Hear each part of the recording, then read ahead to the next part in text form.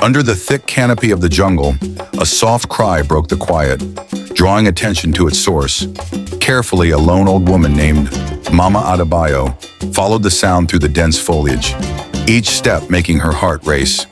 When the leaves parted, a small, trembling creature appeared, its fur as white as clouds, and its eyes filled with fear. For a moment, everything felt still as Mama Adebayo knelt and slowly reached out her hand, the air heavy with anticipation. What began as an ordinary walk was about to turn into something remarkable. The sun slowly dipped behind the tall trees, casting golden light across the forest floor. In the distance, towering kapok trees stood strong, their thick branches reaching up to the sky like silent guardians. At the edge of this vibrant land stood a humble hut made of clay and leaves, leaning slightly as if weary from withstanding the jungle's elements for many years. This little home belonged to Mama Adebayo, a widow who had lived here alone for a long time. Mama Adebayo emerged from her hut, her back bent slightly with age and hard work. She wore a simple cloth over her shoulders and held a woven basket in her rough, wrinkled hands. Her eyes, lined with the marks of struggle, gazed across the jungle with a quiet determination.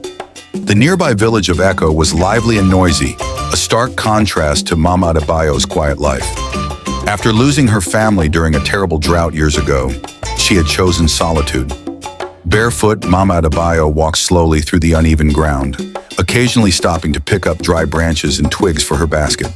The only sounds around her were the distant cries of birds and the soft rustle of leaves in the breeze, reminding her that life still thrived in the wilderness. Even though her life was lonely and hard, Mama Adebayo remained strong. One morning, as the golden sunlight flittered through the trees, Mama Adebayo set out to collect firewood. That's when she heard a sound, first faint, barely noticeable over the gentle rustling of the wind. She paused and tilted her head, listening carefully. Then it came again, a weak, trembling cry, like a helpless infant. Her heartbeat quickened as she searched the thick foliage, holding her walking stick tightly. Following the sound, Mama Adebayo stepped cautiously over the moist earth until she pushed aside some leaves and stopped suddenly. Lying before her was a small, trembling creature, its fur white as clouds, standing out starkly against the greens of the jungle. The tiny creature quivered, and Mama Adebayo's breath caught in her throat. It was a baby albino gorilla, its wide, frightened eyes sparkling with tears. "Oh, poor little one," she said gently, her voice calm and kind, like a mother speaking to her child. "Why are you here all alone?"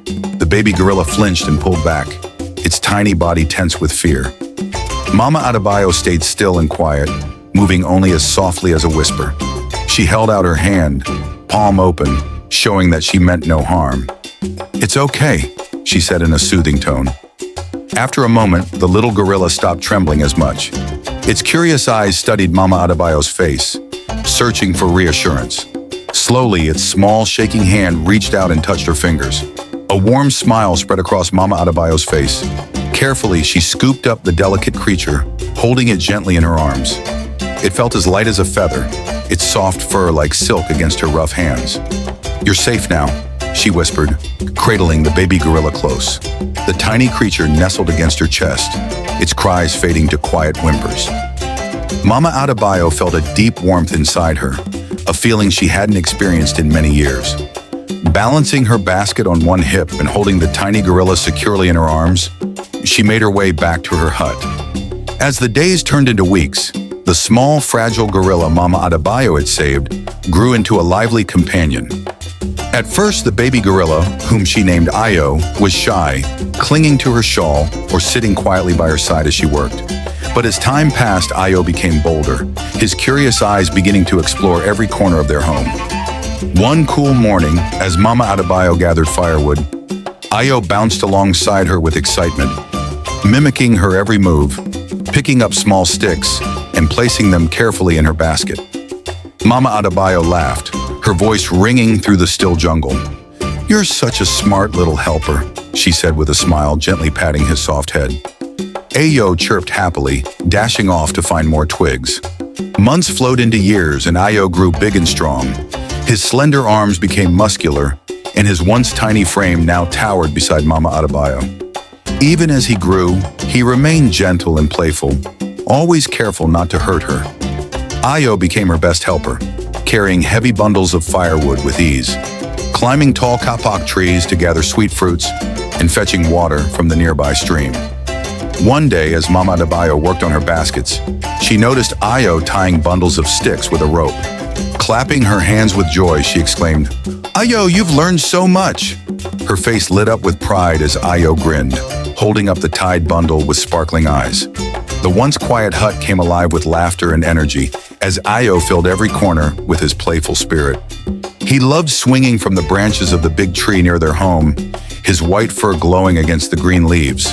Often he would jump down suddenly to surprise Mama Adebayo, who would pretend to scold him, wagging her finger but always ending up in laughter. But as Ayo grew, whispers spread through the nearby village. Those who caught glimpses of the large white gorilla murmured amongst themselves. "He's too big," some said anxiously. "No animal should grow that large." Others claimed it was unnatural, perhaps even cursed. Mama Adebayo simply ignored the gossip, knowing in her heart that Ayo was not a curse, but a gift, a miracle. One evening, as the sun set and painted the sky in hues of orange and purple, Mama Adebayo watched Ayo swing joyfully from the tree branches. "You're special, Ayo," she said softly, her voice full of love and pride. "Don't let anyone tell you otherwise."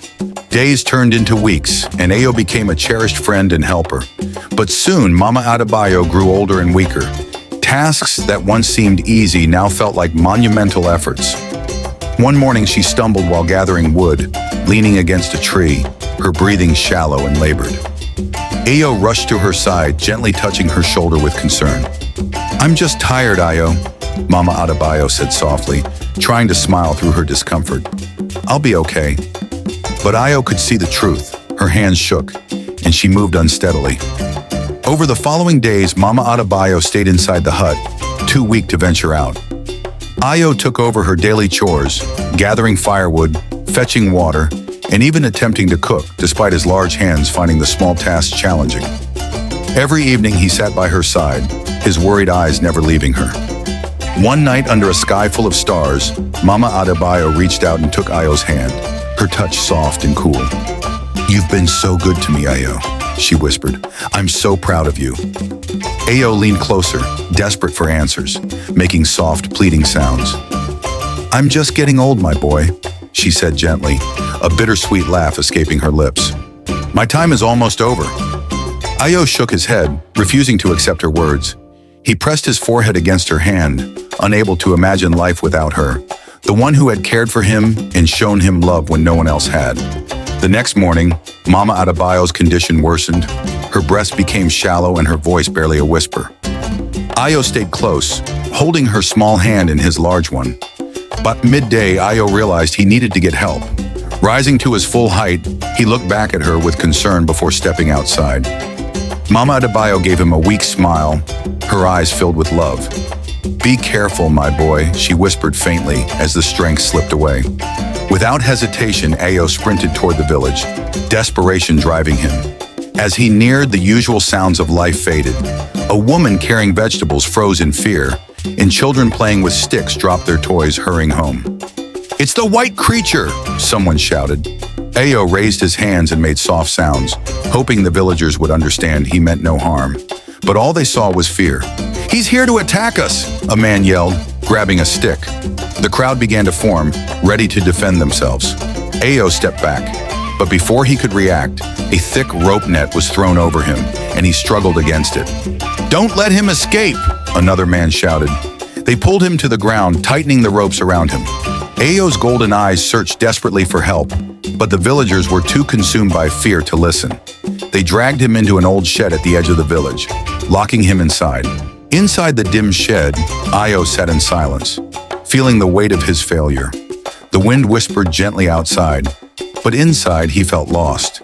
Hours turned into days and Mama Adebayo lay still in her hut, waiting for her dear companion. Eventually, the villagers gathered, their fear intertwining with regret. Mes Baraka, the village elder, approached the shed and spoke firmly. "We cannot act out of fear. We must understand why it came here." As they opened the door, sunlight flooded in, bathing Ayo in its warmth. He hesitated but soon bolted outside, racing towards Mama Adebayo. When he reached the hut, he carefully pushed the door open. What he saw made him stop. Mama Adebayo, peaceful and still on her bed, her frail hands resting on her chest. A heartbroken sound escaped him, and he knelt beside her, placing his hand over hers as tears streamed down his face. Hours later, the villagers arrived, led by Miss Baraka.